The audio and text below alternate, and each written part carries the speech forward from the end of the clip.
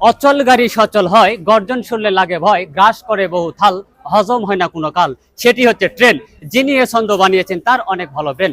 সুপ্রিয় দর্শক মন্ডলী ভাই, এই মুহূর্তে আমার ছান্দনিক গল্প দেশ ও দেশের বাইরে যে যেখান থেকে দেখছেন তাদেরকে জানাই সাদর সম্ভাষণ।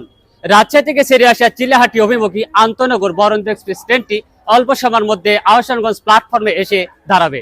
যে সকল যাত্রী সাধারণ সান্তাহার, আক্কেলপুর, জয়পুরহাট এবং পার্বতীপুর হয়ে চিলাহাটির উদ্দেশ্যে যাত্রা করবেন, সরকারি টিকিট কাউন্টার থেকে টিকিট সংগ্রহ করে প্ল্যাটফর্মে অপেক্ষা করুন।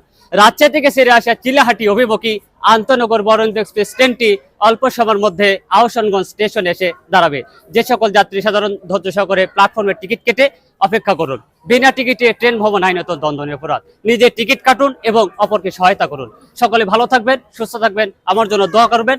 আল্লাহ হাফেজ। এই বলে আমি আমার সংক্ষিপ্ত বক্তব্য এখানে শেষ করলাম। আসসালামু আলাইকুম। আমাদের তো অনেক ভালো লাগছে, তাই নওগাঁ বাবাগুড়ে পেজ থেকে আপনার জন্য এই উপহার। আপনাকে অসংখ্য ধন্যবাদ।